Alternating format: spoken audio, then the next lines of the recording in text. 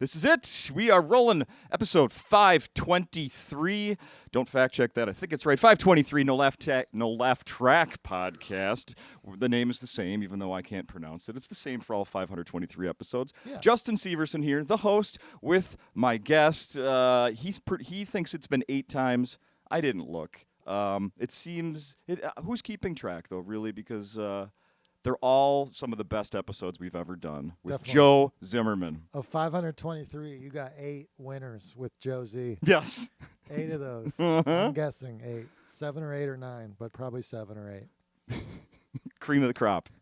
Cream of the crop, sir. You have to go back. I don't even know. Are those searchable in Apple iTunes or Spotify? Absolutely. Okay, great. Absolutely. Well, maybe some of your hardcore listeners will better let you know if it's 7, 8, or 9. Yeah. Then do a listening marathon. The data keepers. Mhm. Yes. Do a listening marathon. See how you've progressed, how I've progressed. Can only imagine. So before we started recording, you brought something up that we talked about in the past, maybe a little stock stuff. And if people have been paying attention, we're going to get to that. We're going to get to some stocks that you and I have discussed in the past. I feel bad. I feel bad about my stock recommendations from 2 years ago. We're a minute into the podcast. Joe's saying he feels bad, so we're off to a good start. I do not stand by my stock picks from 2 years ago. This is just a tease. We're not getting to it yet. This is just a tease. I will say NVIDIA. Say what? NVIDIA's doing great, though. Yeah, good. Oh, good. Good. So so I have another thing I'm going to bring up that I don't think you're going to see coming. We're going to have another update as well that does not have to do with stocks. But right now we're going to talk about what you've been doing for the last year since you were here in September of last year, and what you got going on in the future, and et cetera. So, like, for example, I saw you back in June at a big theater show. Oh, you were there. Yeah. Oh, that's right. You messaged me. I do remember that. I did. I messaged you saying, hey, we got tickets on Friday, and then you didn't reply until I was sitting in my seat at the show. Yep, that's my thing. I avoid people. I avoid you, Justin. I literally, on those Nate tours, this is true, we drove from another... Who's Nate? I'm sorry, who's Nate? Nate Bargatze. Oh, okay. Directed my new comedy special, Cult Classic, on YouTube for free. Came out last month. Cult Classic. No, so on the Nate tours, they're so intense because there's like 8 guys on the tour. He's doing giant... For that, I was a theater, right? Yes. He's doing giant arenas now. He's bumped up to all arenas, but some of them arenas, some of them were theaters last year. And there's like 8 guys on a tour bus, and we drove from another city the previous night, I think 6 hours from somewhere. I don't remember where. And You're always 6 hours from somewhere. Yes, that is a true fact. But let's say we were around Madison, Wisconsin, that type of region, and so we get on. So we're playing poker, or bags till 3 a.m. most nights, and then we get on the bus, get in my little bunk bed at 3 or 4 a.m. The bus drives, and so you don't sleep great on a bumping bus, and then it rolls into Hazeltine at like 9 a.m. Golf course. and which is beautiful. I mean, bucket list, but I get out. Haven't slept barely at all, and now I'm warming up at a golf course playing with Sonny Gray, the baseball pitcher, and Nate, and then the member, who invited us. Sonny Gray, who started Game 3 of the ALCS, or the American League Division Series for the Twins this year. Yeah, I mean, he's my boy, but I try to stay humble about it. That morning, he had just pitched the previous night, and he said he had been pulled in the 3rd or 4th inning, and that they'd had a shouting match in the bullpen. So some of the fans might remember that game, and then you'd be able to place the day that I played golf with him. But he was a delight. Couldn't have been a more fun guy, and he was telling me that he's into trees the way that I'm into birds. He's into trees. Whoa! Anyway. Whoa! We found something nerdier than bird watching. I'm trying to give you my good excuse. Is that these Nate tours, you play golf. We were playing golf for 5 hours. Oh, my goodness. A beautiful course, but it's like 90 degrees. And then we drive 45 minutes to the show, straight to the show. There's people there's more like local people that show up to say hi. And then we're performing. And there's just like zero time to ever do anything on the Nate tour other than do the Nate tour. It's just Nate tour stuff. So I messaged you, and I don't know if I think basically I was like backstage, and I was like, oh, I think Justin messaged, and I messaged you. You basically said, I'm tired and I have no time. Yeah. Oh, wow. So I said the same thing I just said. Pretty much. Well, at least I'm consistent. Very, very good. You're consistent. Very consistent. How is Anyway, Sonny Gray's great. Thank you for asking. Do you have any insight? He's going to be a free agent. Will he be back with the Twins? Did he give you any indication? Can we break some news here right now? You know, breaking news. We hung out for 5 hours. I'm trying to think if I got any hints. You know, he great wedge player, good putter, long driver of the ball. He's going to California. Great. Loves his farm around Minnesota with a lot of nice trees that he planted. So I take that as a hint that he wants to come back. He loves his trees in Minnesota. The land of 10,000 trees. So I think he's pretty attached to Minnesota. You heard it from me. He's staying. Now, be honest. Had you heard of Sonny Gray before you met him that day? I knew the name, but I wouldn't have known anything to say to him about baseball. Because I don't follow baseball closely. He's Nate's friend, right? Are they both from Tennessee? They're both from Old Hickory, I think. Oh, wow. Yeah, okay. So they're friends. All right. Yeah. Awesome. We should mention that who we were just talking about touring with Nate kind of has a big week this week, right? Yeah, I just learned he's hosting SNL. You just learned that? Well, no, I mean it was announced a few days ago. Everybody just learned it a few days ago. And you, obviously, I know that you've had these dates on the book a long time for Acme, right? And I also know that he had to cancel a few shows to do SNL this week to rehearse and then do the show on Saturday. Correct? Yeah, I'm trying. I don't know how you're going to intertwine these two things. I'm curious. Get ready. You might need This is going to be some sort of magical connection that you're making. Buckle in. For argument's sake, you were going to be on the tour with him this week, and then he finds out SNL has been offered to him. Do you go, no, you can't do it, I need the paycheck, keep the dates?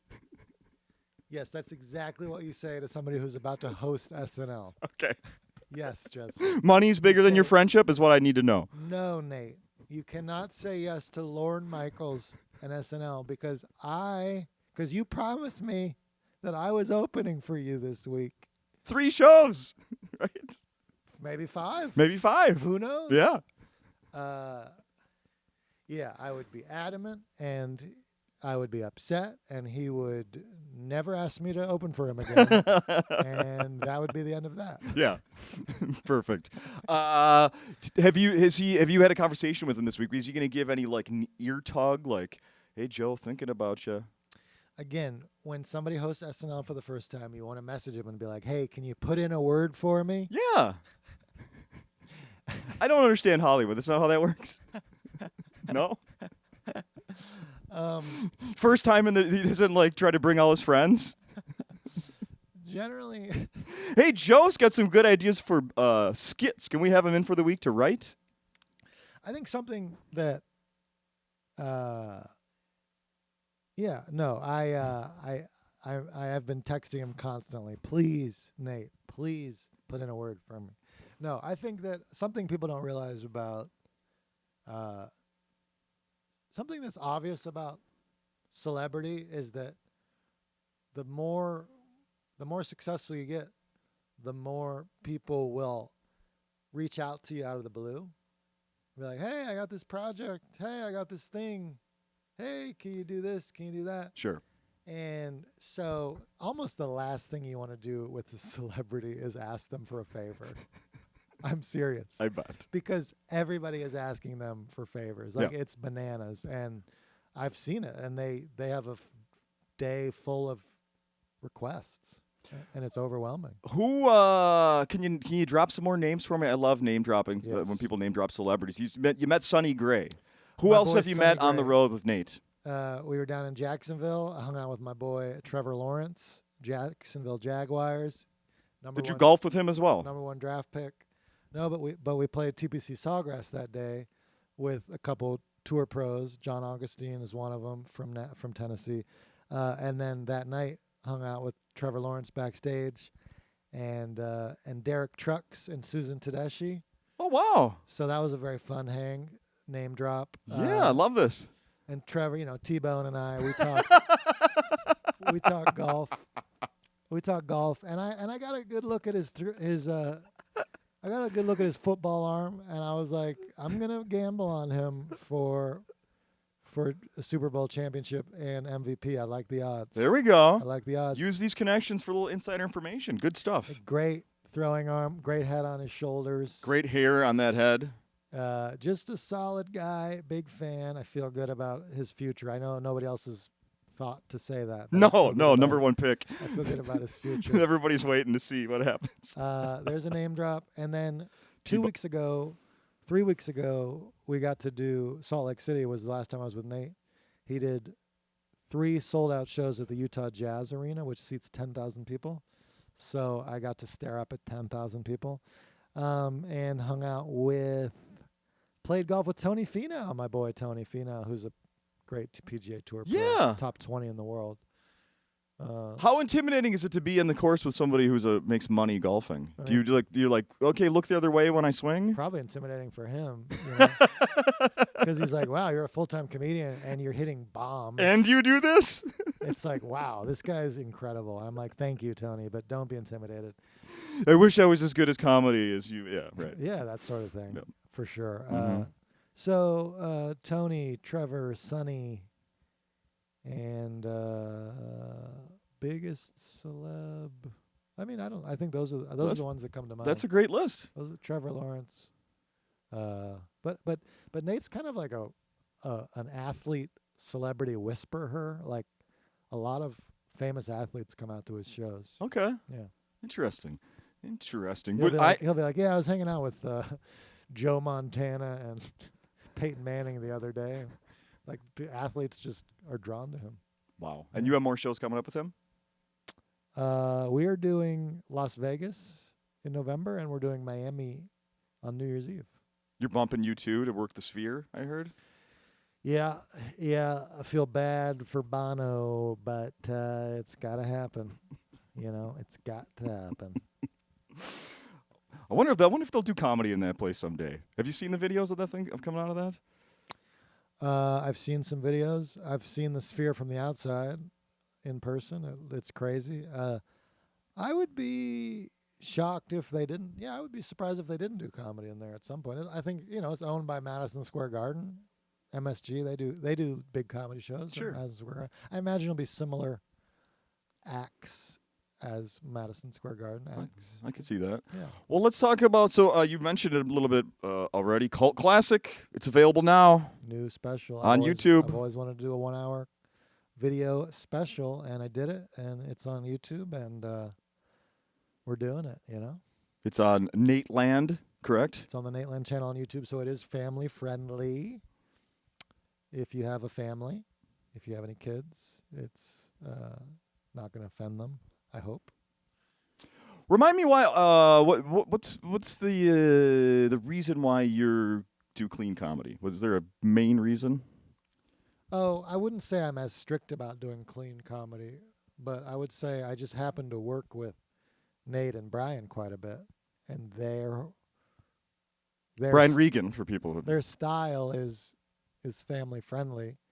I know that Nate has said he does it that way because his parents were always very Christian, and he just wouldn't want to do anything dirty because of his parents and his upbringing. Yep, Michael Palisak was here last week, and very similar there. And I know Brian says it's just his style. Like his style is to do that way. He doesn't have any beliefs about it. He doesn't have any beliefs about what's good or bad.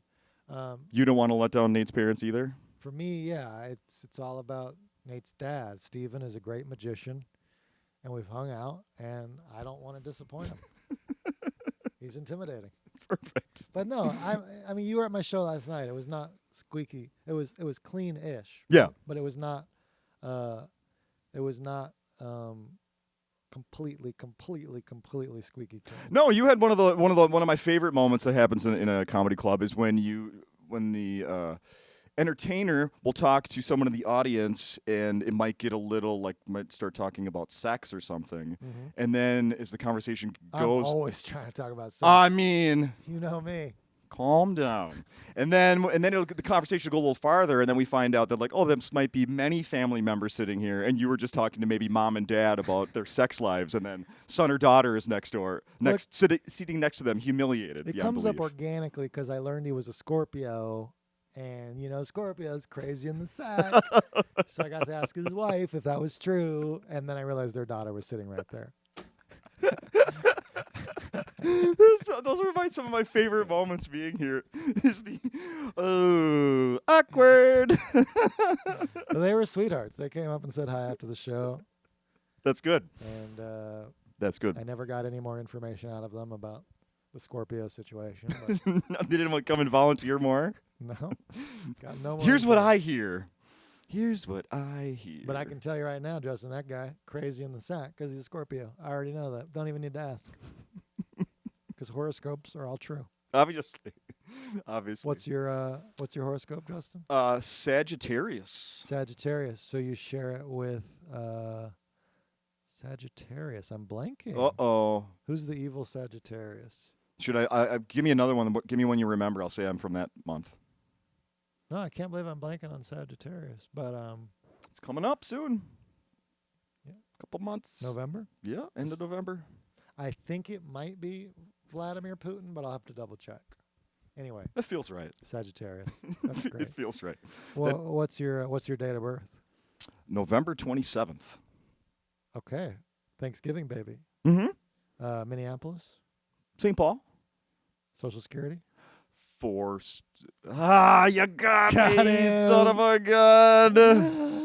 Son of a gun. The dark web is going to be scrolling this podcast for information. Blood type, thank you. Yeah, so it's just a hit comedy bit that you'll see if you come out to any of my live comedy shows this week. Last night was great. Obviously, I brought my wife, who's a big Joe Zimmerman fan as well. Obviously. I love the fact that you did do a few jokes that we recognize, and even even hearing them more than once, my wife was like, gets so excited, nice. Loves it. So I want people to know if you've heard one of the jokes before, it doesn't matter. They still hit. They're so good. Joe puts on such a good show. Basically, Justin's saying that I have not written a single new joke in 1 year. Quite the opposite. There were many new jokes, but I recognized a few of the that's beautiful. A few of the home runs you left in, Thank you. I appreciate. I appreciate it. Yeah, I feel like I turn over a new hour every 2 years. So if you come 1 year later, you're gonna see half new, half polished. Yeah, no, it was great. You're working with Tony. I am very upset that Justin always comes to the Wednesday show because it's the travel day. You're at your weakest, and you're the most raw, the least polished. You're always seeing me at my weakest. And you're like, yeah, I'll be there Wednesday. That's right. Uh-huh. Give me that first show. Wednesday, the night of the week that people are the least party enthusiastic. Right. You're like, let's see the weakest show every time. Consistently. I'll be here next Wednesday for Sean Patton. I was here last Wednesday as well for Michael Palisak. Right. You only get to see people at their worst. That worst is fantastic, however. Thank you. Yes, Thank you. It is really Last good. night was very fun. It was. I was going to say, let's give some attention to the feature act this week, Tony My Deo. boy, Tony Deo. He's great. Now, he's here because you brought him along, correct? Yeah, he's very talented, very funny, and he lives in New York City, and I invited him to come, and I was very happy that he made the trip because, he gets a ton of work and doesn't need the money, but he came because it's a great club. Did I see him also open for Nate on the road at some point? Maybe a year ago? Was he opening for Nate? Not that I'm aware of. Okay. I've seen him before. Maybe here. I don't know. I can't remember. I've definitely seen him before. He came with me about 3 years ago. Oh, that's it then. So you probably saw him 3 years ago. Okay. Yeah. And then the feature act host this week, the host and MC is Ira Ford. Ira. And I just I have to point out how do you say it? Ira comes out and has his stage presence and how he dresses. Okay. Yeah. He's Pants, wearing a Halloween shirt. Pants might be sagging down a little bit. Maybe you see the shorts underneath. Maybe he mentions that as in one of his jokes that his underwear is showing. It's part of a punchline. Sure. Yeah. And then your guy Tony comes out. Oh wow, that is a difference in look. And he is in a really sharp-looking suit. Ira said That couldn't be more opposite of Ira. That's a good point. I hadn't even thought about that. Ira said to Tony last night, Ira was like, I dressed down a little tonight. I'm going to dress up a little more tomorrow. And then he was like, but I'm not going to dress like you. Like, I'm not going to dress like I'm auditioning to be a weatherman. He didn't say that. And I laughed, and Tony was like, huh. And I was like, Tony, that's a new opener. Tony was like, I'll think about it. He's like wiping away a tear. Yeah, that's a good one. Tony dresses very sharp. Yes. And he's very white man. He's a very white man. Mm-hmm. Unlike me. Right. Can't tell where you're from or where you've been. Yeah, no. Ira, at some point we realized Ira was the only non-white person in the entire building. And I was like, oh man, I don't know if I've ever experienced being the only white guy in a room full of black people. And he was like, you haven't. I don't even know you, and I can tell you haven't. So that was perfect. Oh my God, that's hilarious. God, that's hilarious. All right, but we can't top that in the conversation. Let's move on to something else because that is absolutely perfect. Now we're going to get to the 2021. Joe was here on the podcast, headlining at Acme, and go back and listen. And we started talking about stocks. You were red hot. That was your thing. That was your thing back then, 2021. You were giving out stuff. You were talking stocks. We were in a pandemic. There was a mental health crisis. Still. Of course, I was giving out stock tips. I was hitting rock bottom, Justin. True. You can't take we all were a person's advice in the pandemic if they're a comedian giving stock tips. True. I always give the people the benefit of the doubt. Maybe I'll learn my lesson from this. Finally, I've learned my lesson to never give stock tips because most of the stocks I recommended in that phase in my life during pandemic mental health crisis, most of them didn't do great. Well, but I will say NVIDIA and Axon have continued to do well. Okay, I don't know what that first one is you said, but I have Axon written down right here. It's one I did not invest in. This is the update. Okay. I will say that, yes, you are correct. It is up. Okay. It is up 51% from last year. One of my biggest investments during my mental health crisis, Axon Body Cam. So I clearly picked the wrong one. Well, you'll see that I clearly picked the wrong one to follow because I skipped that one, and it's doing well. Yeah. It is bounced back. Then we've got Planet Fitness. Was another one that Joe Zimmerman recommended. In 2021, it was going for about $75 a share, give or take, around the time we spoke. Then in 2022, $65 a share. We're now down to $54. So it's down. It's down. I haven't followed Planet Fitness, but the premise being that it's a fast-growing fitness center that would bounce back hard after the pandemic, and apparently that premise didn't pan out. No. I think I maybe mentioned this last year. I remember when Peloton was in the news during the pandemic, and they made that Sex and the City movie, and there was like some sort of controversy. He died on the Peloton in the movie. I did not know that. Well, for some reason, I was like, it's in the news, pop culture. I'm going to invest. It's down from $100 to about $4. But I didn't recommend Peloton. You did not. That was one on my own. So I'm giving you the flip side is I could do terribly on my own without your help. It turns out a lot of us individual investors can do pretty bad, but if you pick one stock. And now we get to the grand finale. Wait, but we've only talked about Axon, Planet Fitness. You're only giving me 3 picks? Yes, this is your updates from last year. These are the 3 I talked about last year. And then next year it's going to be the same ones. Okay. Because you said 3 years is how long we really have to wait for the results, the proper but results. I recommended more than 3. Come on. Those are lost in history. He's what's the word I'm looking for? Gaslighting you? He's cherry picking. Cherry picking. He's cherry picking the 3 stocks that he wants to talk about. So the third one, of course, you tipped it. Oatly. When you recommended it to me, to the world. Oatly has been a disaster. 2021. Oatly, if people don't know, they make oat milk. You know, what's not in your fridge at home right now? Known for being still the premium oat milk brand. Yeah. Starbucks got Oatly. Every good coffee shop has Oatly. No one's ordering it, clearly. So Oatly, 2021, when you were here, they were going, it was at about $20 per share. Yeah. Then last year when you were here in September, it was at about $3 a share. Okay. So, and this is one I invested heavily. Yeah. Heavily. Yeah. And now, today, do you know how much it's worth today, Joe Zimmerman? I haven't been checking the stocks, but I know it's still not doing well. Well, I've lost 97.8% of the value of my purchase. Okay. Because it's down to 48 cents a share. 48 cents. What a great time to buy. I'm going to load up. I'm going to load up on Oatly. What a great deal. It's still the premium oat brand, and it's a fast-growing industry in the white space of drinks. I can't believe it. We're all going to get rich on this. I guarantee it. Oatly, 48 cents a share. That is the stock to get, my friends. Yeah. I don't think, it can only go up? No, it can't. It could go bankrupt. Yeah, it certainly can. Hopefully someone buys them out and it goes huge. Oh, and, my we'll goodness. Be rich. What a time to buy. Somebody's going to buy Oatly for probably, if it's 48 cents, I bet somebody buys it for $4 or $5 a share.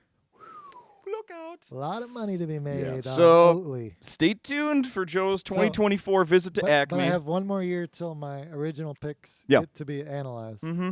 Because it's a 3-year minimum. Correct. But and then we do get to go back and see what the other stocks were that you didn't cherry pick. Fine. Yes. Fine, we'll do that. Because I think NVIDIA was in there, and NVIDIA's up like 7x. I'll go back and get all the names from 2021. I I will do that. I will do that for us. I hope I put NVIDIA in there. I will do that. All right, here's the other update we got to get to before we run out of time. I got one more tip for you. Oh, go for it. Artwork. Artwork. You want a little diversity in your portfolio? Fine art. Interesting. Yeah. Interesting. There's a new thing called Masterworks where you can put your money in Picasso. I own like 1/1,000,000th of a Picasso painting. Oh, I know about this. Yeah, I follow a app that does this. It's all way too expensive for me, but I look at it. You can buy in little batches of Picasso. So you bought a tiny Picasso? I Or have chair? some tiny Picasso. And Picasso, interestingly, is the most consistent blue chip stock of the artists. Picasso's just going to go up a boring 8 to 10% a year. You want to get crazy, you go for a young up and coming artist. Okay, you heard it here first. We'll be tracking this one now, since you set it into a microphone. Thank you for that. Just recommending it for diversity. Fair enough. I bought a Thomas, Thomas Kincaid, that well-known artist. Oh yeah. That they sold at malls in the 80s and 90s. The dogs. There are a lot of nature scenes. Yeah. A lot of nature scenes. fountains and You got a forest. Thomas Kincaid? I bought one at a Goodwill 6 months An ago. original? Yeah, framed and flipped it and made like $400. I can't believe you found a Thomas Kincaid original in a thrift store. At a Goodwill. I mean, he's just robbing charities, Justin. Let me tell you, I had also shipping of a piece of art that's like 30-some by 20-some inches and framed in a wood frame is very expensive, and it's really hard to find a business that will ship that. I But can't believe. Little side note on I that. can't believe Goodwill didn't pick up on the fact that it was an original Thomas Kincaid. It was listed as an original Thomas Kincaid. I think it's a fake. I think it's a phony. I got positive feedback for that sale. No return. So, Oh, transaction complete. so you sold it for like $450 or something? Mm-hmm. Nice. Exactly. Nice work. Uh-huh. Yeah. Are you a thrifter? Yes. Are you? Oh, that's a whole nother. We could do a whole Okay. podcast. So apparently there is money to be made thrifting. Uh-huh. Or have you mostly lost money buying stuff? I both. I can make a profit, but then I also have boxes of stuff waiting to be sold. I bet Minneapolis, if you analyze different cities, I bet Minneapolis would be a top city to find hidden treasures in thrift stores. Do you want to know a really dumb stat I found today? What I do often when people come to town, I will search news for their hometown, and I searched Morgan Morgantown, West Yeah. Virginia. Mm-hmm. Business experts, I was going to skip this because it doesn't, but it ties in right now. I'll do it real quick here. Business experts have determined that the best place in America to open a secondhand clothing store is in West Virginia, specifically Morgantown. What? Yes. The best place to open a secondhand clothing store. Yes, they polled people, blah blah blah, and it found out that per capita, Morgantown, West Virginia, is the best place to has the most internet searches for secondhand clothes in the country. Holy cow! But they also connect it to the college that's there. They're Yeah. thinking that college kids, Okay. trying to get affordable clothes. Well, that makes sense. The population of Morgantown is 30,000, and when the students are in, the population is 55,000. So half of the population is students, and then it's probably just the type of population that is interested in buying for value or style. They have there's a combination of style and value. Oh, sure. In Morgantown. For Oh, sure. Okay. A little Morgantown style. Oh, are we seeing it right now?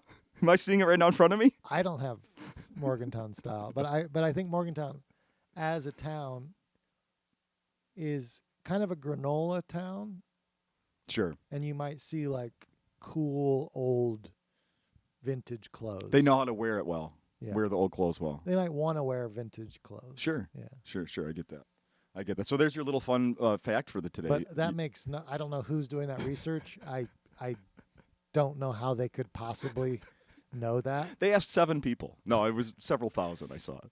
I think Asheville, North Carolina, Madison, Wisconsin could also give them a run for their money. I'm sure. All right, we're up against clock here, Joe. You need to be somewhere, but I cannot skip this, okay? Okay. Are you ready? I'm willing to push. I'm willing to push. Okay. All right, so here we go. One of my, I have many favorite Joe Zimmerman jokes, Of bits, course. etc. Don't we all? I mean, we should. If everyone doesn't, they should. One of my favorites is about a sea lion. Kelpy the sea lion. Kelpy the sea lion. Yeah. A few years back, you were in town, and I left Acme with a Save Kelpy T-shirt that I purchased from Joe Zimmerman. I Beautiful. still have it. Very soft cotton. Very soft. Holds up well. Did you know there's an update on Kelpy? And before we even get to that, do you mind? I'm not asking you to do the joke, but we kind of just give you give people like exactly who is Kelpy exactly. You saw Kelpy at the Edmonton Mall at some point. Yeah, North America's second largest mall next to Minnesota's mall, and they're owned by the same company. Yeah. So it's a giant mall in Edmonton, and I did a gig there for a week straight, and somebody told me to go see the Sea Lion show. And so I'm just a man sitting alone at noon, surrounded by children, watching a sea lion juggle a ball on its nose. And I just had a moment of just feeling like the shady guy with a hood over his head in the back of a room full of children. And like, who's this guy watching a sea lion show at noon in a mall? And I had a weird feeling of like, wow, I better pretend like I love sea lions because otherwise I might seem creepy. And so I do a whole Is he here for the sea lions or the children? So Yes. I have a bit about Kelpy, but at the end of the bit, which is true, I texted my friend a photo of Kelpy, letting her know that I had went to see Kelpy. And she said, "You didn't pay, did you?" I was like, you told me to go see the sea lions. And she was like, "No, I meant go see them in their sad little area and feel sad for them because they're trapped inside a mall. Don't pay the mall. Don't support animal abuse." I was like, "Well, you weren't specific. I just paid $15 to look like a weirdo, and $15 was the same exact price that people paid to go to my comedy show that night. And I had to do an hour. Kelpy only did 20 minutes. Freeloader. So it was a bizarre Edmonton, Alberta experience, and I did a whole bit about it, sold a whole T-shirt for a while. And I don't know the Kelpy update, but I'm guessing either she's been freed or passed. I'm afraid to know what the update is. A 28-year-old California sea lion at the West Edmonton Mall has finally been freed. Freed? Passed away. No. No, how could you do that to me? Why? Why would you set it up like that?